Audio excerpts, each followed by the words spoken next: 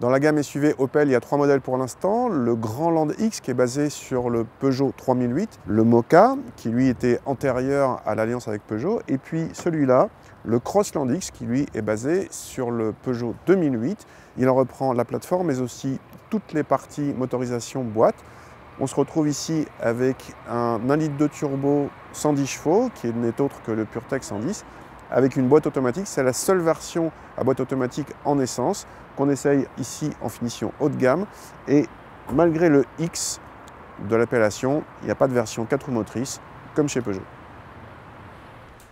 L'intérieur est totalement différent de celui du 2008 avec une planche de bord plus classique mais aussi plus flatteuse. L'ergonomie est simple, l'équipement plutôt complet sur cette version haut de gamme et on apprécie tout particulièrement les sièges avant avec assises réglables en longueur et en inclinaison dignes d'un segment supérieur. Certaines aides à la conduite sont disponibles sur le Crossland et pas sur le 2008.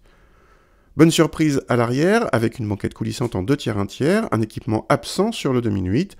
On gagne donc en modularité et l'habitabilité est supérieure à celle du français, aussi bien en espace aux jambes qu'en garde au toit. Le toit vitré est au passage de série sur cette finition. Le coffre dépasse les 400 décimètres cubes selon nos mesures, c'est juste en dessous d'un 2008 mais cela reste un très bon chiffre dans la catégorie. Le Crossland X, je vous l'ai dit, c'est le cousin du 2008 et on retrouve avec bonheur la partie châssis, un certain sentiment de légèreté, d'agilité qui est plutôt agréable pour le segment. Il y a un bon niveau de confort. Pour cette partie-là, c'est très agréable. On retrouve aussi l'ensemble moteur-boîte du 2008, donc le PureTech 110 EAT6, ça s'appelle comme ça chez Peugeot. Ici, c'est 1,2 litre turbo BVA6, mais c'est exactement la même chose, sauf que les rapports de boîte sont plus longs ici, et du coup, les chiffres de reprise notamment sont nettement moins bons. Les derniers rapports sont beaucoup plus longs et c'est un petit peu fastidieux. L'autre point négatif, c'est que à basse vitesse, il y a certains à-coups générés par la boîte. Il faut une habitude pour éviter les à-coups. Et sur la route, la boîte est un petit peu lente. Donc tout n'est pas parfait pour ce Crossland X, mais heureusement, il reste agréable à conduire pour une partie châssis très réussie.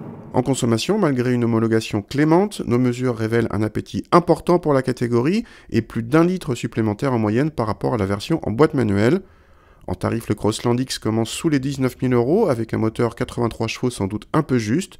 La version 110 chevaux débute à 20 500 €, comptez 1 300 € de plus pour la boîte automatique et notre modèle d'essai dépasse les 27 000 €, mais avec un équipement très complet. Ce n'est pas plus cher que le 2008 équivalent. Du coup, le Crossland X nous paraît un meilleur choix, entre autres pour la banquette arrière, l'accès à plus d'équipements modernes et une présentation intérieure plus flatteuse.